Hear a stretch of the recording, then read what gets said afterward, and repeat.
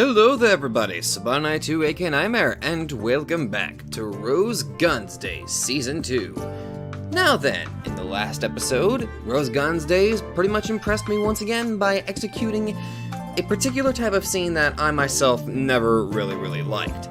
However, this novel, it pulled a Fata Morgana, and it executed it extremely well.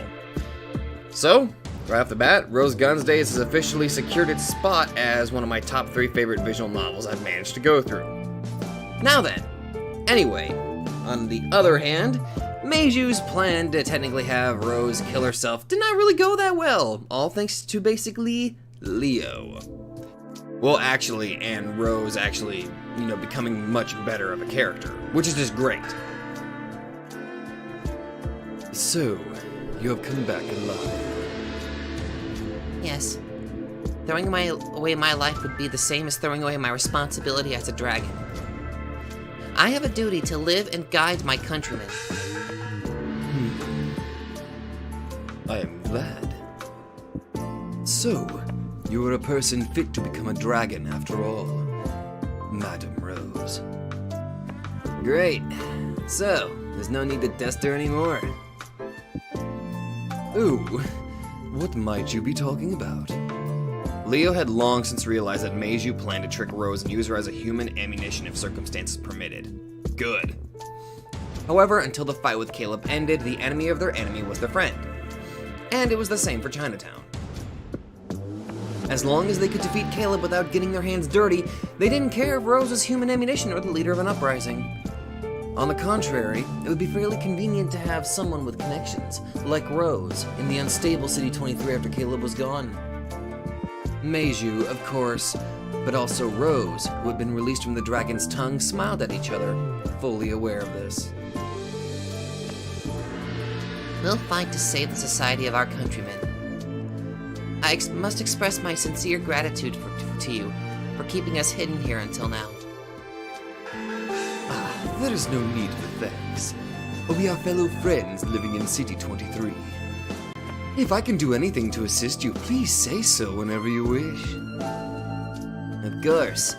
There's a lot of strength in Chinatown that we'd like to borrow. Yes. I promise the day will come when you'll be glad you placed us in your debt. With those words, Rose was planning ahead for what would happen after they defeated Caleb. When Alfred disappeared, it led to Caleb's sudden rise, as well as the death of one of my favorite voices to actually do. So, when Caleb disappeared, what would the next most influential force in City 23 be? Who knows? Meiju, probably. Rose's statement was the same as declaring it would be hers. Her. Meiju couldn't help but feel that her words showed that she had been reborn as a true dragon in such a short time. Go, young dragon. Take the sapling of unrest that the Japanese have sown in the city and pluck it as a Japanese person yourself. Yes. That's how I'll protect my countrymen. And how I'll take responsibility for the dragon's ideals we Japanese have taken up. And your new hideout.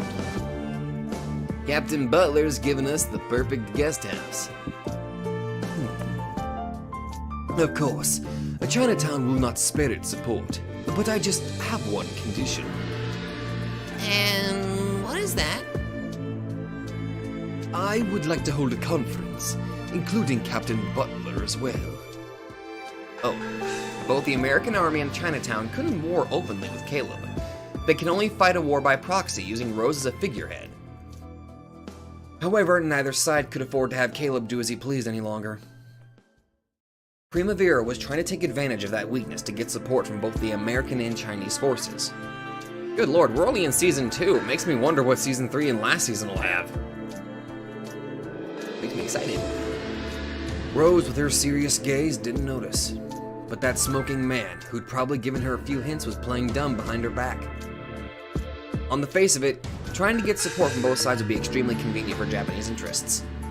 From Chinatown's point of view, all they had to do was watch and profit while Rose and Caleb fought. There was absolutely no need to risk backing one of them up and getting their hands dirty. Before Butler's name came up, Meiju said he would be willing to assist them in any way, but that had obviously been lip service. Realizing that, Leo had casually hinted at the support Butler was giving them. This man is more of a tactician than he appears, Meiju chuckled. He's fully aware that Chinatown is extremely interested in having connections with the American army.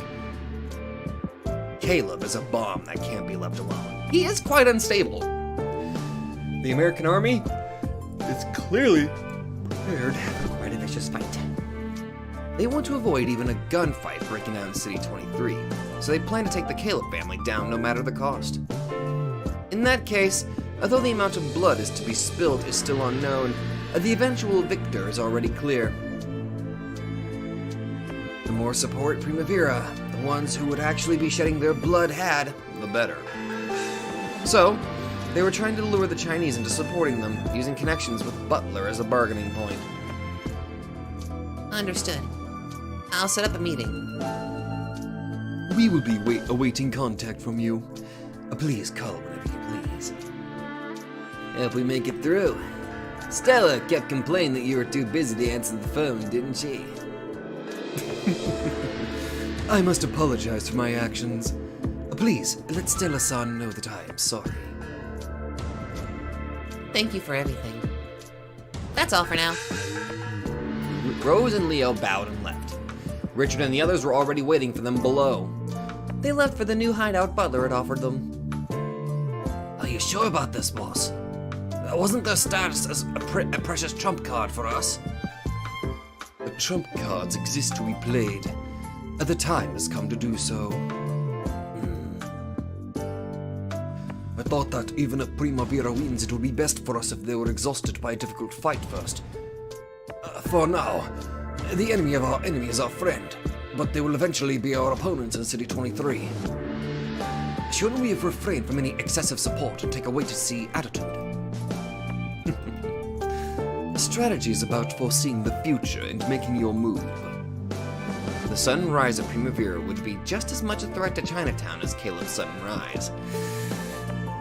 Yeah. However, Meiju's bold plans actually welcomed such a development. Actually, you know what? Now that I think about it, if we're going by structure, Chapter 1 was Caleb, Chapter 2 is clearly Caleb. I'm sorry. Chapter 1 was Alfred, Chapter 2 is Caleb, maybe Chapter 3 is Meiju, and maybe Chapter 4 is Butler. That's an idea. Favors are like investments. If you throw your money down when it's still a baby chick, your payoff will be large when it finally comes. No matter how fierce a beast is, if you give it food while it's young. As he pet the iguana on his shoulders, Meiju's eyes narrowed and he laughed. Then even if it grows a body larger than its owner, it will come over, wagging its tail when you stretch your hand out.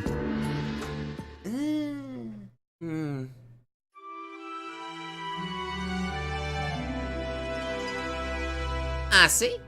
So it's a guest house for high-ranking officers visiting from the American mainland.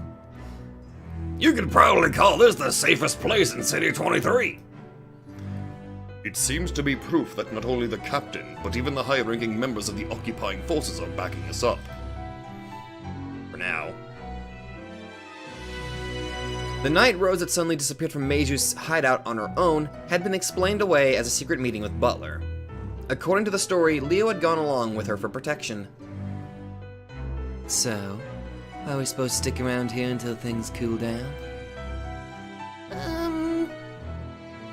Let us hear what you have to say, Rose.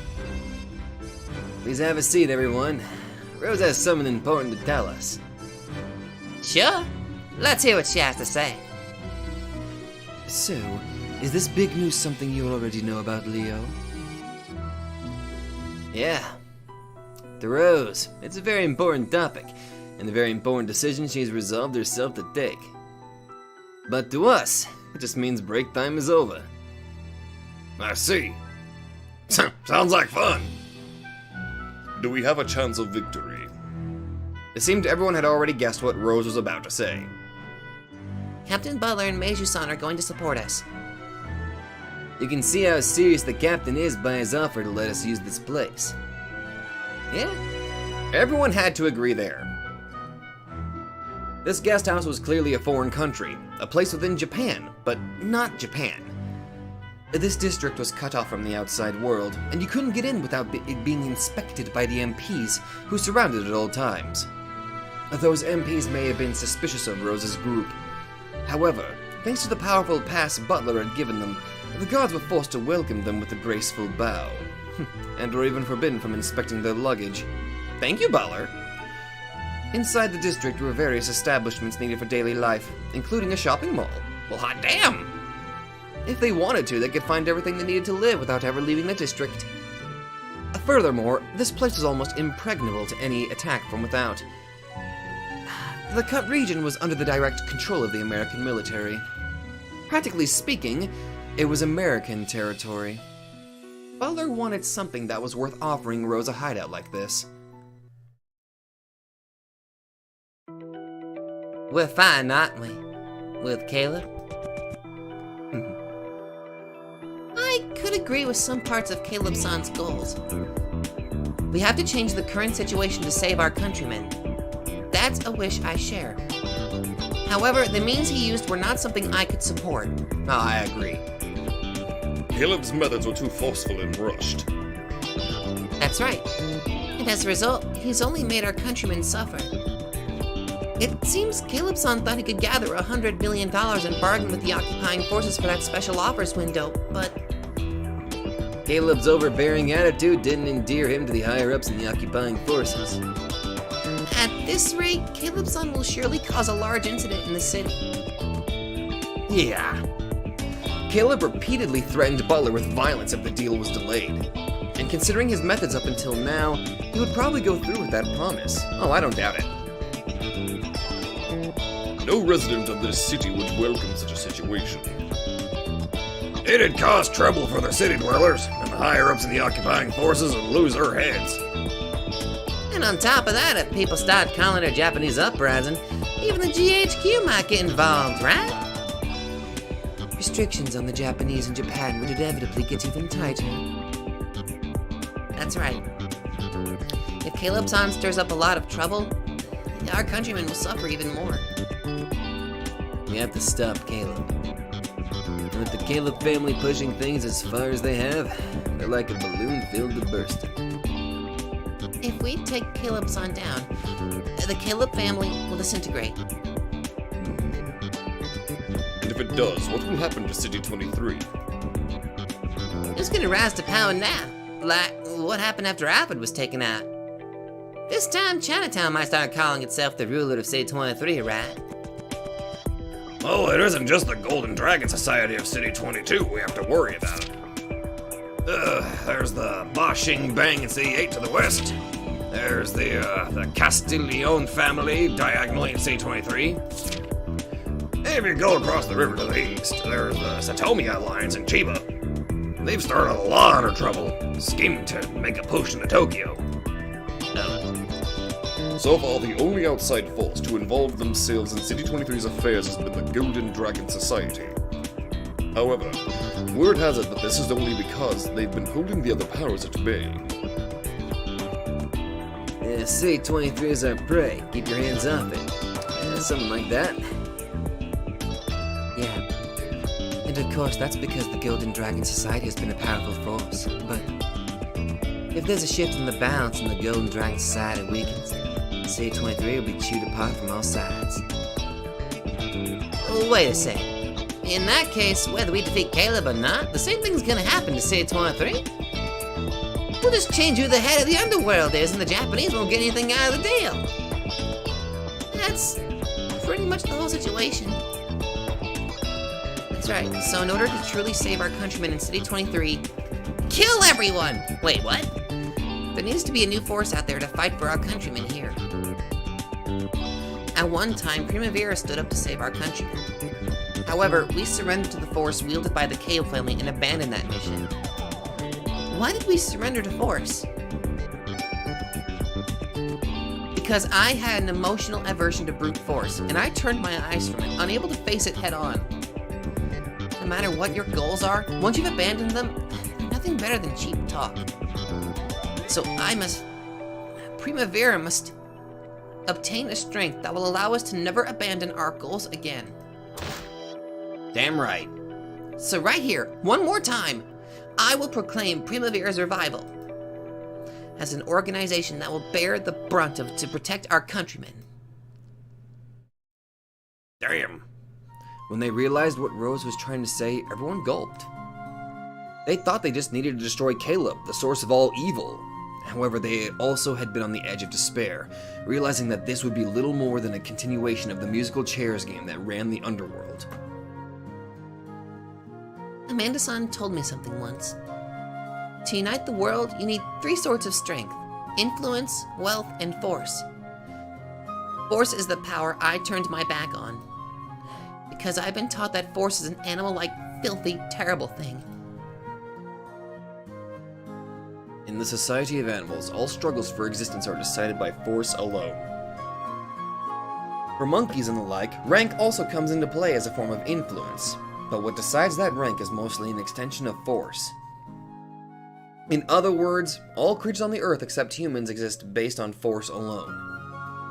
And so, by abandoning force, humanity tried to redefine itself as something different than mere animals. They grew drunk on their arrogant beliefs that they were being chosen as they were beings chosen by God, who could form a society without relying on force. However, even humans are nothing more than animals living on this earth, eating and excreting, fighting for dominance, while making children as their ultimate reason for existence. Because of their arrogant history of discriminating between humans and animals, they have ended up turning their backs on force, the truth that affects all creatures on the earth. Well, If there are some who understand that truth, and others who turn their backs on it, then the latter group has no hope of victory. no one wants to get their hands dirty. I can't stand to even watch violence. If I see a fight on the roadside, I know it's best to pretend not to notice and walk by quickly. Everyone thinks that, and so they've let those with the power of force gain control, making a mess of the city. In that case, someone has to get their hands dirty in their place. Someone has to arbitrate the dispute, and someone has to treat an unreasonable enemy with firmness. Someone needs to stand up against forces that no one wants to deal with, to bear the brunt and get their hands dirty. And that means understanding force. We need someone to voice their ideals for their countrymen's sake, not for personal gain, and who can carry out any sort of force without fear.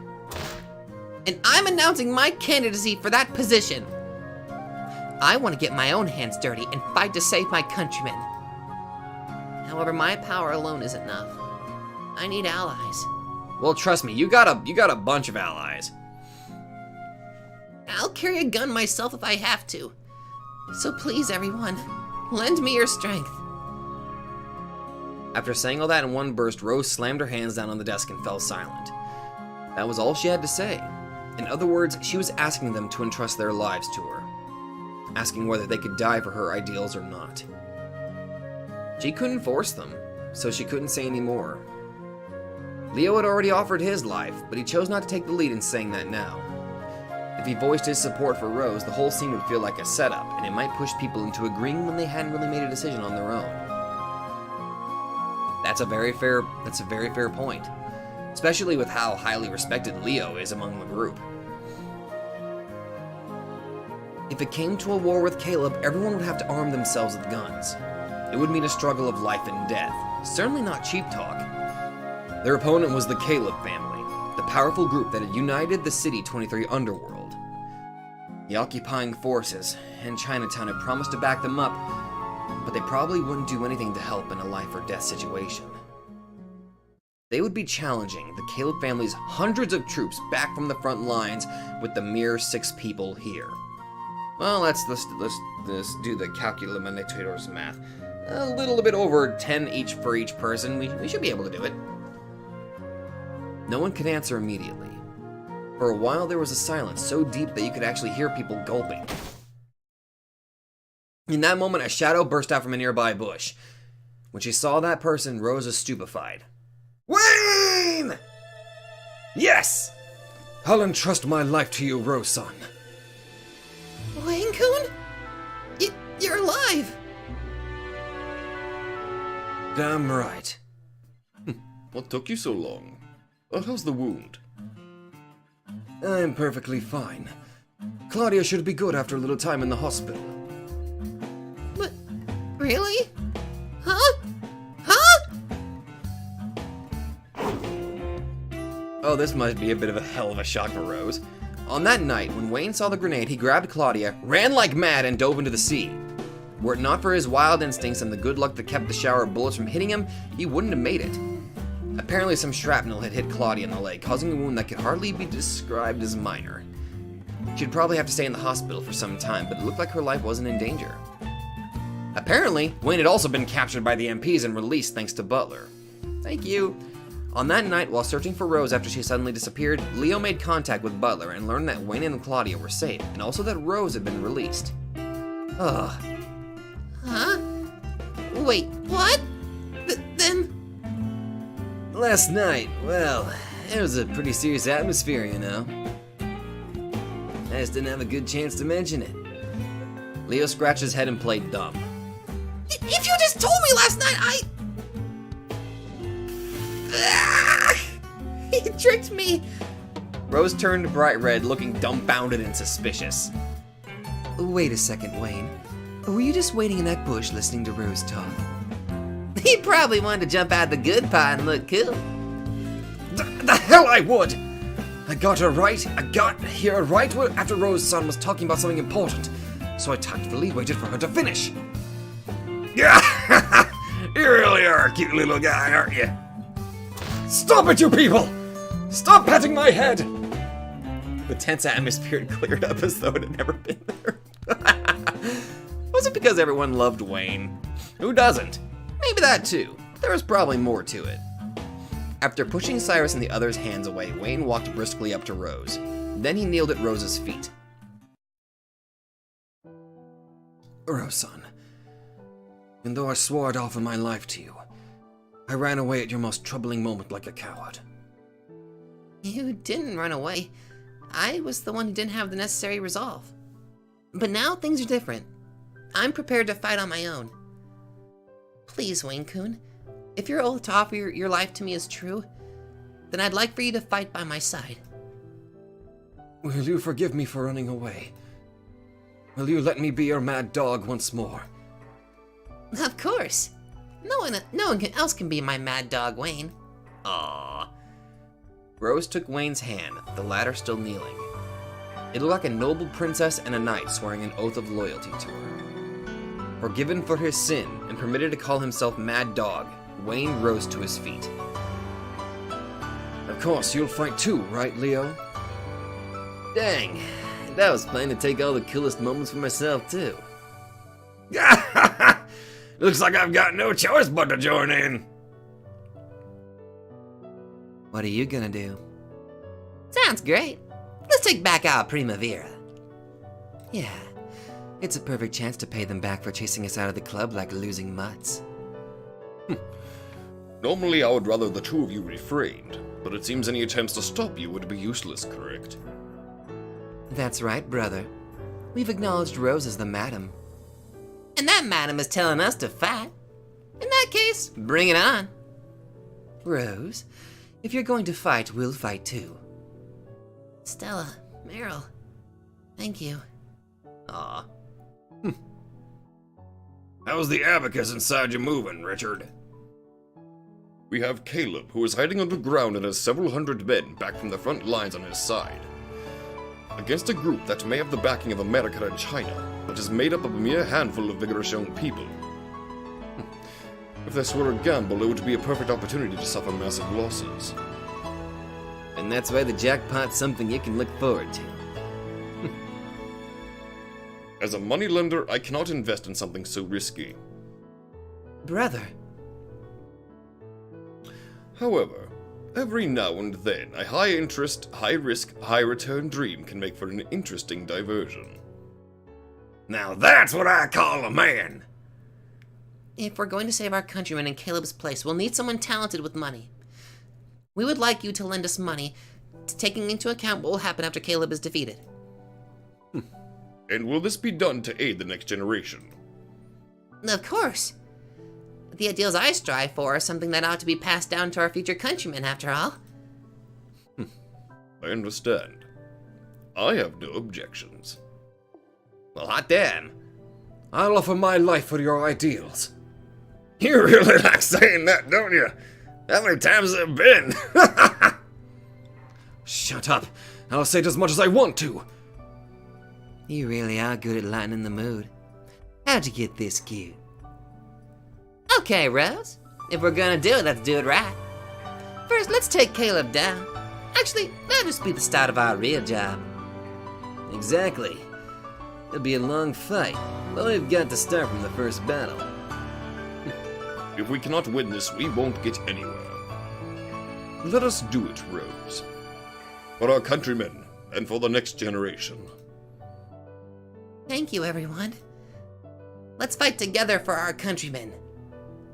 Let's defeat Caleb-san. Let's support a new Primavera, an organization that stretches out a hand of salvation to her countrymen. Good idea to me. That day marked the true birth of the Primavera family.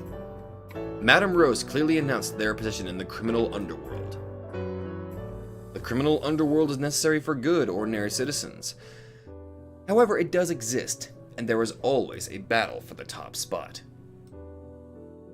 If the citizens are tossed about by the tyranny of its ruler, then a good person must be placed on the throne. In that case, rather than trying to find goodness in the people of the criminal underworld, it's better to have a good person to rule over it. While Rose is a good person, she was also the leader of Primavera, an organization sitting on the line between day and night. She herself was the only person who could do this.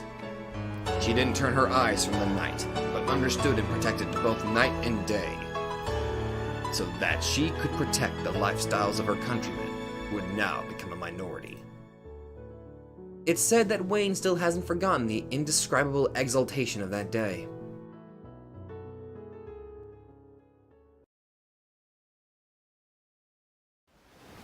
Oh.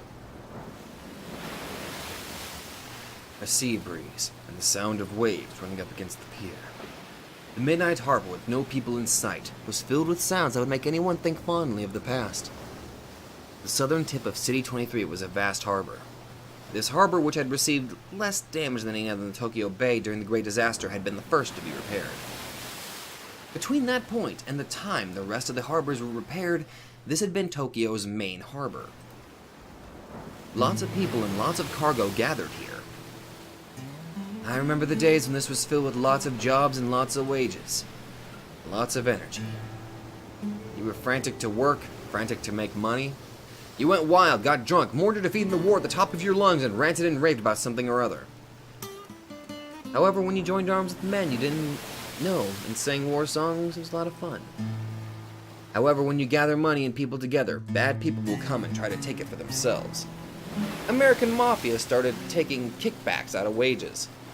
Unless someone takes them out, we'll be eaten alive. In order to protect the wages of longshoremen, the City 23 Longshore Union was born. That was also the Caleb family's starting point. Oh.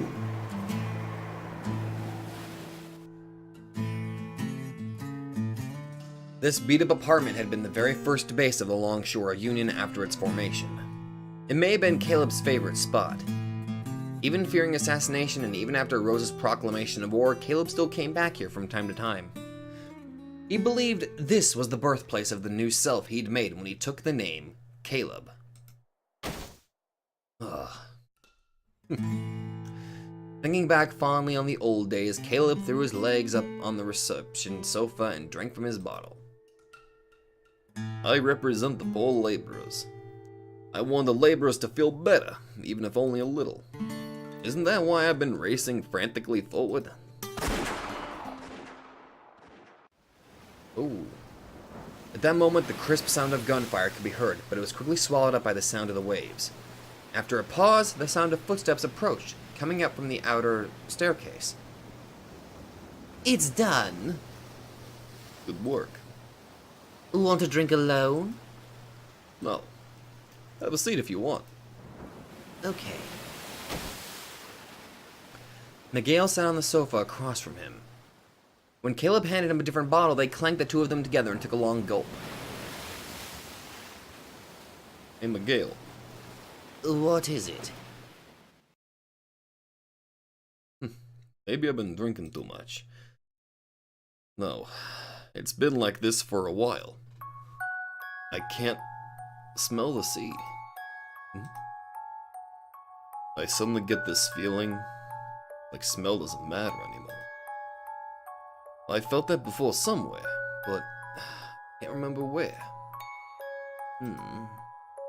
But you can smell something, right? Yeah. It's soggy, thick, a stupidly humid smell, rotting with a mix of sweat and pus and mud. They didn't need to say it out loud to realize that this was the smell of the hell they both knew.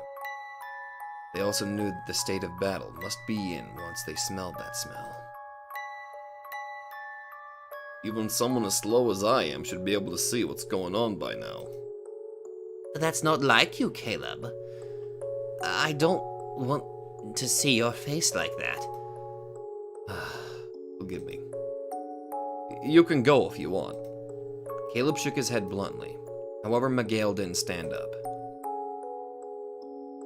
Then, what will you do?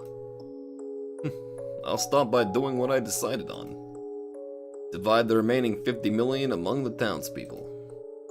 I'll take back the 50 million we gave to the occupying forces. How? That's obvious. I'll go into their headquarters and make them give it back. And if the money's all gone? If that happens, then it's Honoji all over again. I'll cut up all the swindlers, burn down the building, and slice open my chest right there on the spot. I don't really get what you're saying. I'm dumb, after all. Nah, I don't really get it either. Don't worry about it. It's just the mutterings of a drunk. Will that end your war? A war can end in two ways: victory or defeat.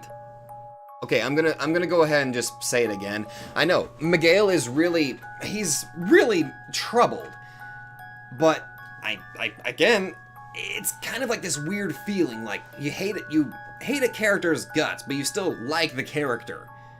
Anybody else have like moments like that where there's a character that's so utterly despisable, but you find yourself liking them? Especially moments like this. You know? If it's gonna end in defeat, I wanna die in a way I can accept. In that case, when that happens, I'll go to war with you. Only you can end my war. After all, you promised you would end my war no matter what. Forgive me. Making you join me for yet another losing war. I'm grateful. Now we have, finally found a last battlefield to end our war on. Gale. I've been dedicating my life to you ever since that day. Nothing could make me happier than to die with you. Thank you. I'm glad to have you as a war buddy, willing to die with me. To fight together when the time comes, and to die together. There can be no greater bond between warriors. I'm glad, Caleb. What am I doing? So like a woman. Something hot was dripping from Miguel's eyes. As Miguel wiped them away several times with a bitter smile, Caleb grinned and stood up. Then he picked up the large bottle of that precious potato shochu he'd always loved and plopped down next to Miguel. Now I feel like watching the sun rise with you again, for the first time in a while. Let's make the most of this night. Can't have you yawning. Yeah. I never have. Not even once.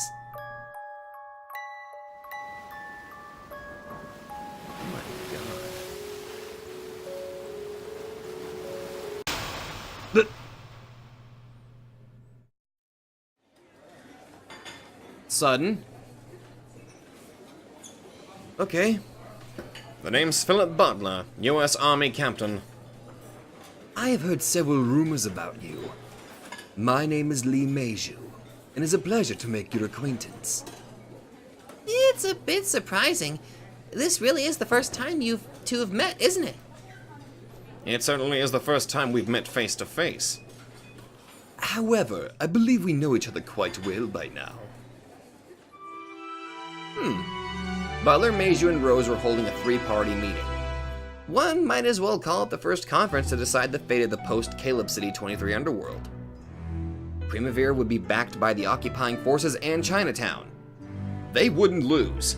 They weren't allowed to. There was also the matter of how much influence the Americans and Chinese would have on the newborn Primavera family once it inherited the position of City 23's ruler.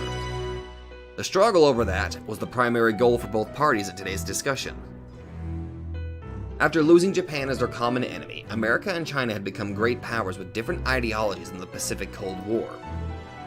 Even the rulership of a single city on the edge of Tokyo was something they couldn't afford to ignore, for the sake of their reputations. An interesting discussion we got going on here. Rose had Richard and Leo behind her. Her head officers were in charge of the pen and the sword, respectively. Both Butler and Meiju were surrounded by their top subordinates, giving the massive circular table a dignified presence, fitting for a round table. For Rose's side, today's biggest goal was to get as many promises for direct support as they could manage. For Butler and Meiju's side, it was about selling Rose more favors than their opponent while minimizing risk to themselves. Very well. First off, I'd like to hear your plan for defeating Caleb. Ever since that failed assassination attempt, Caleb-san's been hiding. Fearful of traitors, it seems he has kept his location secret, except to a few high-ranking underlings. So, how do we find him? Has the American army run out of options? Chinatown will offer to gather as much information as possible. In that case, we'll promise to provide enough funds to buy a few of Caleb's chiefs. We won't let you be inconvenienced financially. If there's anything that can be resolved with money, just let me know. I'm very glad to hear that, Captain. Thank you. I hear you have about 50 million of cash on hand, Captain. This is really quite gracious of you. What's that you're talking about? Some Chinese joke? In that case, Chinatown will provide support regarding all things that cannot be easily obtained with money. Weapons, vehicles, information on hideouts. There are some things that the government offices of the American Army cannot do, but which Chinatown can. You don't say. But there's some strengths we have because we're a government office.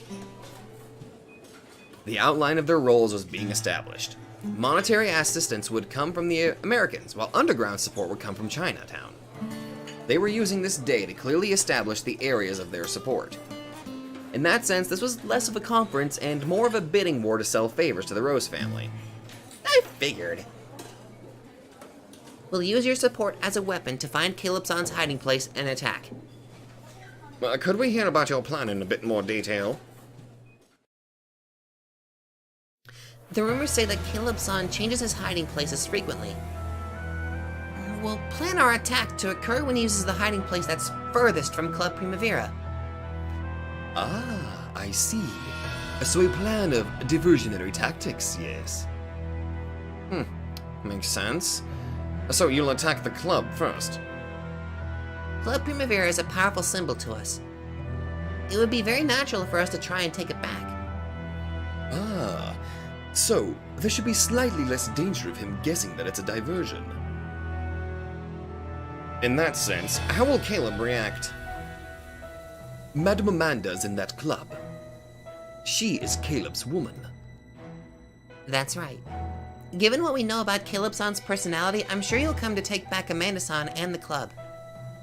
The Caleb family's in decline, and Madame Rose is the main figurehead for a revolt against them.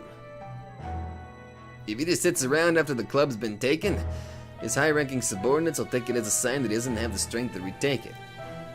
After that, they'll all be aching to desert him. Caleb-san will have to retake it, not just for Amanda-san, but to preserve his union.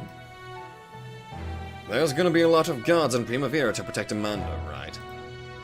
Will you really be able to capture it so easily? Those employed there still have a favorable opinion of Madame Rose. I'm certain that all of them will assist in this plan. Plus, we know every corner of that club unless they did some really fast renovations on the inside. Should be able to recapture it in a single surprise attack. Once you recapture the club, Caleb will send reinforcements there. And we'll have those reinforcements trapped like rats. Trapped like rats? When they surround Club Primavera and start a gunfight, we'll have the police capture the whole lot of them. Ah, is that it? And if we block all the main roads, we should be able to completely cut off support to Caleb himself, right? I see. By making the enemy focus on Primavera, Caleb will be isolated as a result. Caleb must be hiding out with only a few guards. If we cut off his reinforcements and get him trapped on his own, we can take him. The captain's assistance would be essential for such an operation. Even Caleb's best won't be able to just open fire on the American police. Got it. So, we'll be able to handle things without any blood spilt. If a massive commotion broke out around the club, it would only be natural for the police to show up. There will be no need for the captain's involvement to become apparent. That rat trap will probably end peacefully, but Caleb's side is pretty likely to start a gunfight, don't you think? It's our desire that gunfights be avoided within the city at all costs. Can't we push for a quiet, straightforward assassination? Assassination would be a difficult prospect. He may not look it, but that man is extremely cautious. And it seems that someone has already ruined the one chance of catching him off his guard. Ooh, I wonder who that could be. Bite your tongue. Is that another Chinese joke? Not really that funny, you know. We're also hoping for a quiet solution, but there's a good chance things will get messy. Particularly when you consider his right-hand man, Miguel. He's got a sharp nose. We probably won't be able to settle everything before he catches on. Probably. Our plan takes into account about the possibility that force will be necessary to turn the situation. There will be 2 gun battles, one at Club Primavera and one at Caleb-san's hideout. The club is soundproof from the inside, so it won't turn into a disturbance unless something happens outside. Soundproof on the inside? So, whether this ends up as a visible disturbance or not depends on the American police. Whew. Okay, I get it. We'll show you what a government office can do. Still, that gunfight with Caleb himself might happen anywhere for all we know. In other words, it could be a huge disturbance on the streets with plenty of onlookers. What a pain. That's what the higher-ups are most afraid of. We'll do all that we possibly can, but that may be the one thing we can't resolve peacefully. If possible, we'd like to get your permission to do what is necessary. If it happens in the middle of the streets, this might even turn into World War III. No, that's kind of on the... that's probably going to be in a few months, if anything. They could cover up pretty much anything, as long as they could explain it away as a few punk burglars gone wild. However, they couldn't imagine how much resistance the Caleb family might show if pushed against a wall. Also, just because I'm on the mindset that there's a chance that Meiju and Butler's factions may end up becoming enemies, I do like that we're having this little get-together and kind of like having a sort of truce. I like this. I'm also liking the dialogue, even if Meiju is constantly kind of antagonizing Butler. There was a very good chance that this would result in a lot of victims, making the incident impossible to conceal. This will require a decision made by the GHQ itself. We'll leave that until later. I'd like to be notified on your timetable and when the big day is supposed to be coming. Butler gave a rapid explanation in English to the officers behind him. Those people acknowledged his words, stood up, and left. It looked like they would immediately start preparing a story to account for the unavoidable gunfight. We'll support you as much as possible. Still, do all you can to make sure ordinary citizens don't get involved. No matter what happens, make sure it all stays inside his hiding place. That is what we intend to do. It seems there will be many opportunities for Butler-san to shine. I'd better not sit on the sidelines any longer. Unless we can ascertain the location of Caleb's hiding place, this entire discussion is academic. Exactly. And that in particular is where we'd like your help. Leave it to us, Leo-san. You may look forward to good news. The Chinese know this city well enough to shock you. Meiju also turned around and gave rapid orders in Chinese. His subordinates nodded wordlessly and left at a quick pace. Cool. The war had already begun. Now that the conference had ended, Rose's group stood up as well. We should go too. Yeah. Even ideals are no more than cheap talk unless you make them a reality. And to make our ideals come true,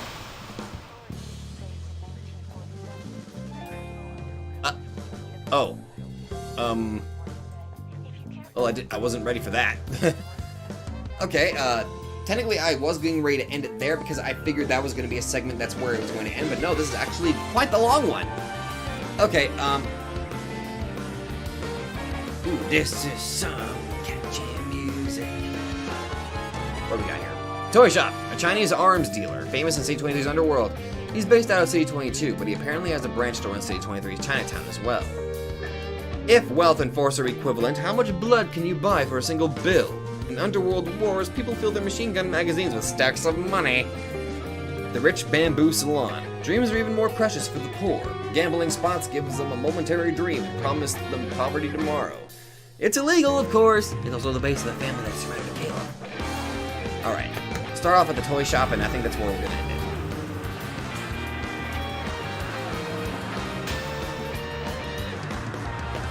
Oops.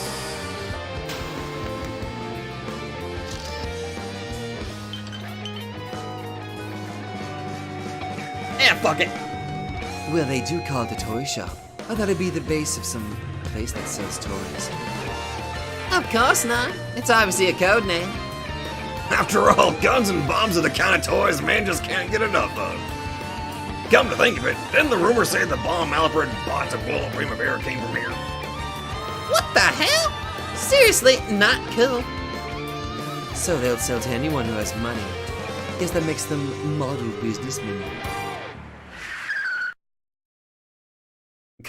Come this way. Come on in.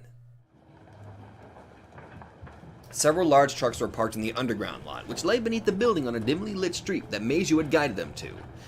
What appeared to be several dignified Chinese merchants welcomed Meiju with a silent bow. We have all sorts of weapons available here. I am certain you will find something to your liking. Whew! No way! They're all brand new! There was a line of weapon boxes in front of the truck's bed, with all sorts of handguns, machine guns, and grenades on display. Jesus! I know it's like a really different time period, but from what I understand, gun laws in Japan are like extremely strict, which is pretty cool. It was like a weapon shop bargain sale. Cyrus's eyes glittered like a little kid's. Wow, I love stuff like this. These guns certainly do have mafia written all over them. Meryl picked up a submachine gun with a drop magazine. It's always been a mystery, but just where in her splinter body did she get the strength to lift up that giant hunk of metal? Oh, Meryl, you've got good eyes. That's an M1928 with a drum magazine. An American monster that'll empty its 100-round drum if you just hold the trigger down for 10 seconds. No. That is a Type 28 automatic rifle. The newest model used in the front lines by the Chinese army. Oh, and isn't this an M3 grease gun? Ah, not so. That is a Type 44 11mm submachine gun. The newest model used by elite Chinese army troops. Now there's a laugh. If America and China ever get into a war, they'll be shooting at each other with the same guns. I doubt my thin arms will be able to manage a fierce machine gun like that. Is it outdated to reuse rifles like these, which you hold steady against your shoulder? Not at all. compared to the young science of machine gun making, bolt-action guns are a well-polished art. It's got range, precision, and power too. If you use it right, it's no worse a choice than a machine gun even today. To mafias, which specialize in mid-city gunfights with separations of at less than 100 meters, their weapon of choice was the hand-to-hand weapon machine gun, which was short-range and imprecise, but capable of firing off a rain of bullets at once. However, in this age, the machine gun was still a very underdeveloped weapon. It was still a long way from surpassing the bolt-action rifle, whose strong points have been technically refined during its long history. In other words, just perfect for someone who likes to hide in the corner and snap at people like you. When you're going all trigger happy, that'd be the perfect chance to aim for your head and pass it off as a straight bullet. Hey, I know a little trick. If you really want to use a rifle right, you gotta start by looking down the barrel and taking a test shot. Ah, thanks for the tip. Why don't you come over here and give me a hand with that? Oh my god! Urgh, the two of them started growling and having a staring contest. Meryl with a machine gun and Stella with a rifle. How exactly do you deal with these two? Trust me, it's a lot easier than it sounds. Meryl... Not a bad filling of their respective roles. After retaking Club Primavera, it would be a siege battle. Shots fired outside would damage the captain's reputation, so they would have to intercept the enemy reinforcements inside the building. When that happened, Meryl's barrage would probably make for a useful defense. And if Stella set up camp in the shadows of the stage, the whole floor would be within her rifle's range. Let me break. When we break in, I'll use a shotgun. After we've taken the club, we'll hand out guns to all the women who can fight, set up a barricade, block the back entrance, and... The gears in Cyrus's mind span as he imagined the gunfight that would break out within Primavera. He looked over the piles of guns and ammunition with practiced eye, rapidly making further orders and exchanges. Oh, one thing's for sure. We'll be giving the club a full renovation that day. I can introduce you to some splendid merchants in the area of interior decorating. Please feel free to speak with them at your leisure. Oh, there's a Chinese businessman for you. Nice and enterprising. Well, okay. After all, the American Army's picking up the tab for all this. Stella and Meryl still seem to be in the scuffle over that rifle. Oh, by the way, Major-san. Pretty sure that over there is one of your Japanese Type 38 infantry rifles. But could it be that's a Chinese make too? What good eyes you have, Cyrus-san. That is a Type 38 sniper rifle. A powerful weapon used by the Chinese Army in the Second Sino-Japanese War. Dang! I can see why Japan lost to China. Weapons and ammunition weren't all Chinatown had to offer. They also had trucks and such to carry it all, and apartments throughout the city to use as hideouts. Along with all this, they could also offer several other hard-to-get items with the passing of a single note. Cyrus and the others couldn't help but feel the advantages of Chinatown's backing. Cool. Alright, you know what? Let's just keep going. I'm gonna go through all three choices just to make this a little bit longer than last Sunday's episode. I'm sorry, last Monday. Whoops. I'm recording this on Sunday. What the hell's wrong with me? Did you get the cash? I'm so grateful I took a day off today. Yes, the other day. We received it without issue. That's a receipt-free money. That's receipt-free money you have there. Use it however you like. Also, I've set up a temporary account for your war funds. I'll transfer more money into that soon. We are deeply grateful for your assistance, Captain. That money could be used for strategies requiring weapons and cars, and it could also be used to buy information or bribe leaders in the enemy camp. These were all things that couldn't be done with bullets. In a criminal underworld battle, wealth talked just as loudly as force. Damn, this is pretty good. Just before Caleb broke into his office, Richard had hidden the contents of their safe. However, for safety reasons, that money had been left in a place where it would be hard to remove in the current uncertain climate. For that reason, this offer of cash from the occupying forces was extremely useful. Cool. If you need any more cash, I can get it, if you talk with me. If you need the sort of money that does come with a receipt, I can get that for you separately. Just let me know and I'll handle it. Thank you, Captain. We won't forget what you've done for us. Of course. We'll be expecting a big payoff on this investment. Okay. Is everything else going smoothly? Are you getting your weapons all right? We have already made arrangements with Meiju regarding that matter. Cyrus is handling that side, so I doubt there will be any problems. Any clues as to where Caleb's hiding? Leo's group is planning to make contact with a powerful leading member of the Caleb family. Ah, that's probably what the third choice is. Of course, we used Meiju-san's information to choose a person very likely to lend an ear to our offer. Oh, this music. Not bad. Still, those Chinatown guys are pretty slick. Just saying this out of goodwill, but make sure you don't get too close to that Meiju man, okay? It's rare for you to say something like that, Captain. No, that's not what I meant. It's possible you even think of that guy as a friend, but he's... You're right. He really is a friend, and Richard Kuhn's business partner. I'm sure he'll remain invaluable to Primavera in the future. However, that friendship is a personal feeling on my part, and it won't get in the way of my decisions as Primavera's madam. If the Caleb family is destroyed, there's a chance the two of us will fight over City 23. If Rose ever traded places with Caleb, they wouldn't be able to play at being friends any longer. She would have to deal evenly with Meiju and Butler as important members of the primary forces in City 23. We may be getting ahead of ourselves, but it's very reassuring to hear you planning so much in advance. Both we and the Golden Dragon Society are the same, in that we exist for the sake of protecting our countrymen. In that sense, I would like for us to continue respecting each other as comrades. Looks like you've learned a lot in a short time. I liked the innocent Rose-chan, but I think I'll be able to find a whole new kind of charm from this Rose-chan who's awakened to the criminal underworld. Feel free to fall in love all over again. Now that I'm more of an adult, you won't be able to escape my charm.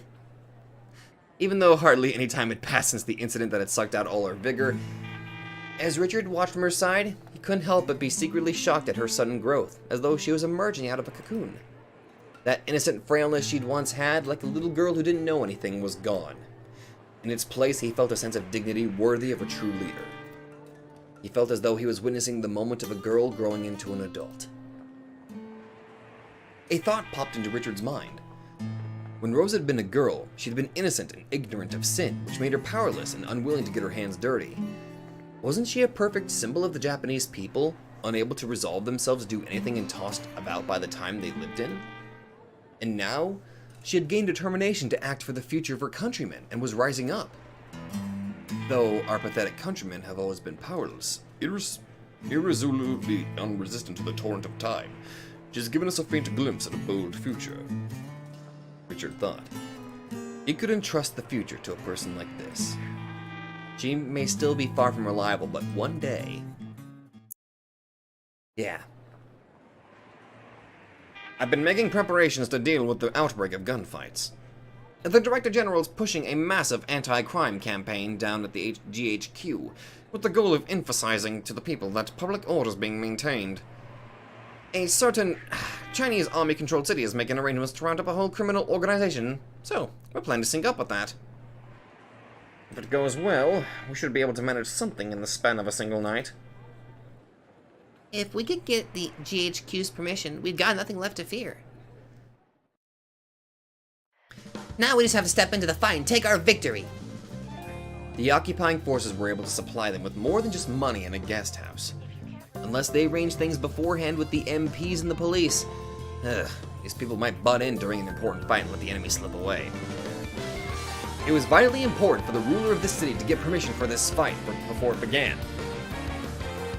By getting that, they were steadily making progress toward checkmating the king called Caleb. Would that make Amanda the queen, or would that make... Wait a minute. I guess Miguel could be the queen if you think about it. He is technically... He's probably the most powerful out of Caleb's forces. I don't know. Maybe? Alright, time for us to kick some ass. Possibly. Hey, who the fuck knows? The flashy pleasure district wasn't filled with clubs of ladies in the evening alone. If there was another pleasure on the same level, it was gambling. People grasped the small crumpled bundles of bills they had earned by the sweat on their brows and entrusted their fate to the cards and the roulette. The sweet taste of rarely granted victory let them feel like minor rich people for a brief span. That was the main source of nourishment for those who came here regularly. However, that only happened rarely, and most of the time, those who came here ended up blowing their daily wages. Even those daily wages added up to a hefty sum. If, they were lost by a great number of people. In the world of the night, this gambling spot that called itself a salon probably had the same power as Club Primavera. Is it Wayne and Leo? Even this once bustling shop had lost most of its customers, now that Caleb had laid waste to the city. At the very back of this deserted building, there was a place called the VIP room. Though it was called that, the room was also used to isolate troublesome customers, so it might as well have been called the Trouble Room. And in that room, the biggest sort of trouble had arrived. Leo was lounging about in the VIP room sofa. Wayne had his back against the wall and was glaring about, determined not to drop his guard in any way.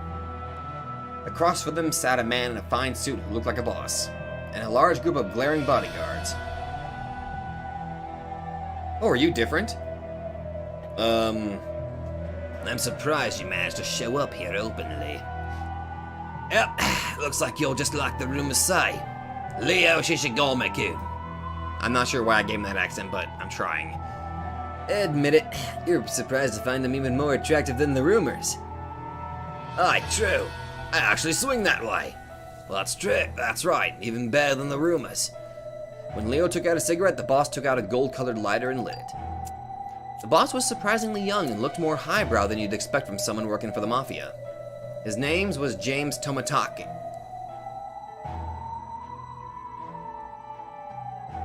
Tomataki! There he is! After Alfred disappeared, he was the man with the second most influence after Japan.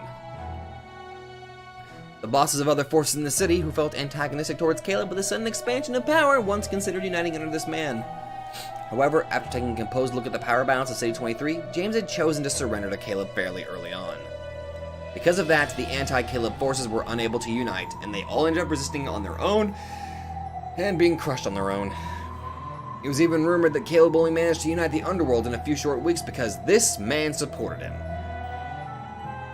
At first, Caleb was apparently ready to enter all-out war with James, considering him to be the greatest roadblock to uniting City 23. However, since James had given in so easily, some people were now calling him a mere coward who made money off of amateur gamblers. Hey, what do you think of the boss? I don't... God, I forgot what I was saying. I don't mind. There's plenty of people out there who call me a coward. That's a fact. But it isn't true. If you were a mafia man, then you might be considered a coward. But that's not what you are. Nice place of business you got here. I like the style, too. After all, it's a pretty well-known social meeting spot for rich gentlemen and ladies in City 23. Aye, thanks for the sentiment. However, that's a tale of the past now. Because all the rich gentlemen ran away from this city. Now that the city's full of poor people and no one else, how could anyone do business? I believe gambling is a game for people who are well off and have money to spare. It's not something I'd like to offer to poor people with bloodshot eyes, betting their food on the roulette. I almost went German there for a second. Bringing poor people to the roulette table is something the Mafia would do. You're different. That's why it isn't right to call you a coward. Then just what am I? A gambler. You aren't a man who bets his food money with bloodshot eyes. You're a cool customer who always knows when to fight and when to walk away. When the time to fight comes, you bet heavy.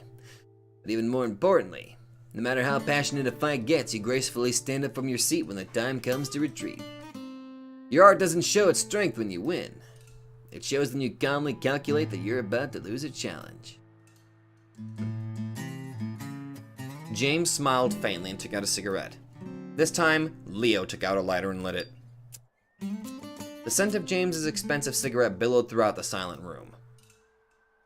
So, what is it you've come to talk to me about? I'd like to invite you to take part in a gentleman's gamble. Not a gamble for any stupid mafia man who gets easily passionate and ends up losing his shirt. I'm talking about a bet for a cool gentleman. And the payoff? That depends on how much you bet, just like all gambles in our world. The more you bet, the quicker you place that bet, the bigger the payoff. I never join in on a game on the spur of the moment. I prefer to watch it and listen until I've satisfied myself before joining. Sure, observing's a fine way to enjoy a gamble after all. We'll contact you again before long. If you're interested in our gamble, feel free to join in whenever you like. Are you sure, Leo? We don't have time for... It's okay. Getting to read our cards is a fine way to enjoy gambling too. Isn't that right, James? Ah, so you're trying to judge my eye for a bet. You do make things interesting. Leo rose from his seat. Apparently he wasn't planning to drag up a hasty answer. Wayne didn't seem entirely convinced, but he had to obey and believe that Leo's decision was right. Leo, could you tell me one last thing? You wanna know my favorite bus size? Let's say for a moment that you do win your game. What sort of payback is there for you? That's simple enough. Leo stopped, turned around, then winked and grinned. We're gonna strike a jackpot in this city.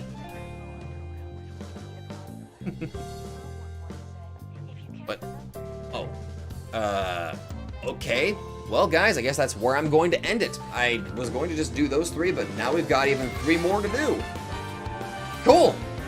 I guess we're really getting ready for this shit. Okay.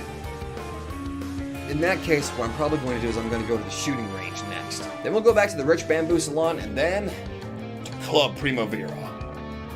So, if you guys like this, be sure to let me know. We're getting ready for a hell of a war, and I'm kind of excited, but a little bit worried about how that's going to turn out. But, we got another moment with Miguel, and it's a character that I hate, but it's a character that I like, and it was a very good moment. Okay, it was a good moment. I'm just partially sad. Anyway, next episode, we're gonna go back to the shooting range. Anyway, thanks to Butler's help, we were allowed to use a shooting range within a U.S. Army facility. Well, hot damn! Anyway, thank you guys so much for watching, and I will see you guys in the next video. Hello there everybody, Sabato92 here, and if you like this video, be sure to let me know in the comments down below. And hey, if you guys like my content, then maybe you'd like to check out another channel who I think deserves equal attention. So click that Nightmare emblem and check out that channel, or go to the links in the description down below. Once again, thank you, and I'll see you guys in the next video.